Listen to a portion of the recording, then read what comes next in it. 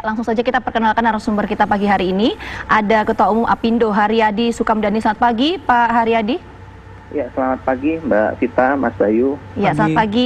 Ada juga epidemiolog FKM UI, Pak Pandu Riono. Selamat pagi, Pak Pandu. Selamat pagi Mbak Vita, Mas Bayu, dan Pak Haryadi. Ya, selamat pagi Pak Pandu. Narsum yang viral ya di beberapa hari terakhir ini. Bahkan ini ada di headline koran ya. Di headline koran hari ini. Nggak, tapi kita nggak mau bahas soal itunya ya, Mbak ya. Kita mau langsung tanya deh ke Pak Haryadi. Pak Haryadi, ini tadi informasinya kan awalnya ada 13 tempat wisata yang dibuka, tapi informasinya ini 23 yang kemudian dibuka, itu betul atau enggak ya? Nah, ini memang sampai tadi malam saya, sampai kemarin saya dengar begitu. Tapi ini tadi pagi karena informasi tersebut juga saya share di grupnya PHRI dan teman-teman pariwisata, lalu teman-teman juga ada yang memberikan feedback balik bahwa dari media yang terakhir kita monitor itu ternyata tanggal 20 Agustus kemarin PLT Kepala Dinas Pariwisata Pak Gumilar ya, itu menyatakan tetap 13 Pak. Jadi tetap 13 kegiatan itu yang diperbolehkan dibuka, yaitu satu adalah hotel atau akomodasi yang memang ini sebetulnya udah terjadi sebelumnya ya.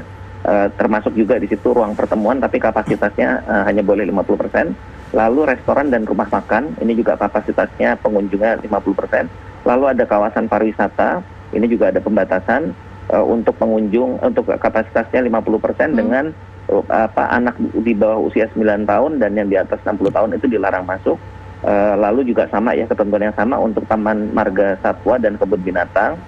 Lalu juga untuk museum dan galeri, pantai wisata Kepulauan Seribu, perawatan jasa rambut, taman rekreasi indoor dan outdoor, golf dan driving range, pertunjukan di ruang terbuka, produksi film, corporate event, dan meeting atau seminar atau workshop. Jadi yang untuk bioskop, gym, itu belum boleh Mbak, termasuk juga kolam renang. Itu informasi yang terakhir Pak Haryadi dapat ya Pak ya? Iya, ini berdasarkan informasi dari keterangan Pak PLT ya, Pak Gumilar kemarin tanggal 20 Agustus. Iya. Yang saya lihat dari media online. Iya, 13 yang dibuka. Tadinya kan berarti artinya ada yang diajukan jadi 23. Kalau tanggapan dari Pak Haryadi sendiri seperti apa?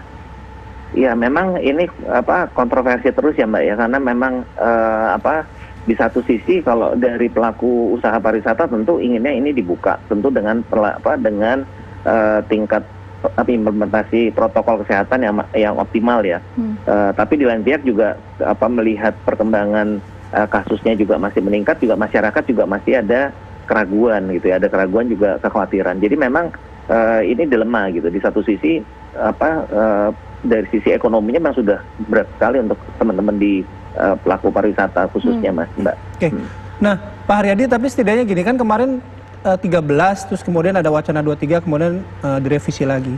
Setidaknya Pak Haryadi dan teman-teman sudah mengevaluasi belum Pak apa yang terjadi ketika ada 13 sektor usaha ini, termasuk mungkin di dalamnya ada usaha pariwisata, ketika dilonggarkan, evaluasi apa saja dan catatan apa saja yang Pak Haryadi dan teman-teman kantongi? Iya, jadi kalau evaluasi yang pertama ya, ini juga mohon nanti juga kalau ada masukan dari khususnya juga dari Pak Pandu. Yang kami lihat itu di berbagai tempat itu kami kok tidak mendapat laporan adanya kasus penularan yang terjadi di area pariwisata ya. Kita belum lihat itu, belum ada laporannya masuk satu itu. Lalu kedua, kalau dari sisi pelaksanaan protokolnya sendiri, kebetulan saya sempat monitor hanya seputaran Jakarta sampai di Lembang, Bandung ya, dan Bandung. Relatif mereka cukup disiplin ya, pengelola kawasan pariwisata kita cukup bagus. Kemarin saya sempat lihat di kawasan Lembang ada 2 tempat juga cukup bagus, artinya betul-betul mulai dari disiplin pengunjungnya harus pakai masker. Itu disiapkan, bahkan mereka juga menjual masker juga. Jadi kalau pengunjungnya nggak punya, diminta untuk membeli masker udah disiapkan. Dan disinfektan juga hand sanitizer juga disediakan untuk cuci tangan juga. Jadi rasanya sih kalau dari kesiapan pelakunya pelaku pariwisatanya cukup siap ya.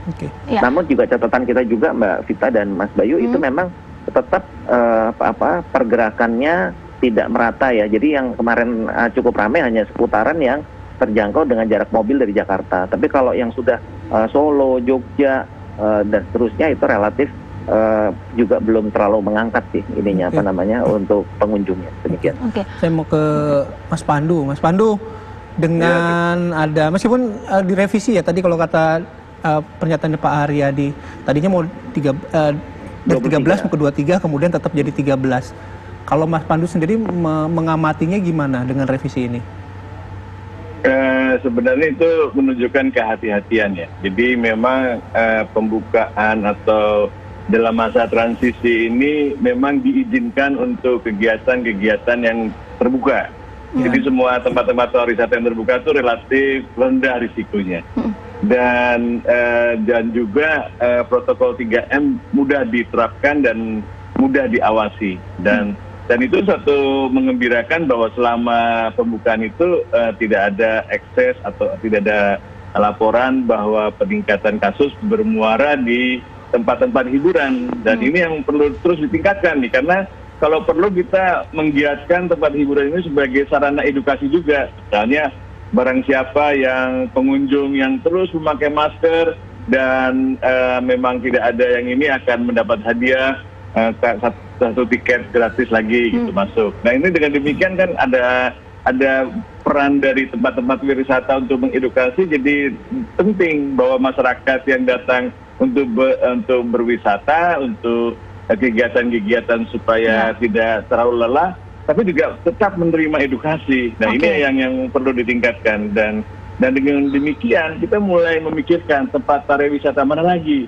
yang perlu dibuka dan tentu akan tentang para itu kalau situasinya sudah kondusif gitu kan. Jadi kan ini kemarin terjadi peningkatan kasus yang luar biasa yang memang direncanakan akan dibuka tapi tertunda lagi.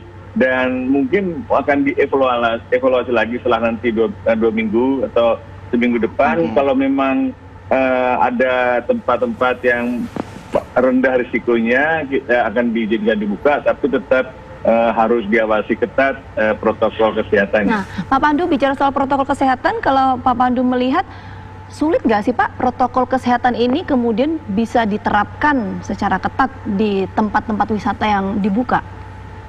Sulit sekali, karena kan masyarakat sedang euforia, gembira gitu ya, kadang-kadang lupa gitu, bukan tidak mau, kadang-kadang lupa.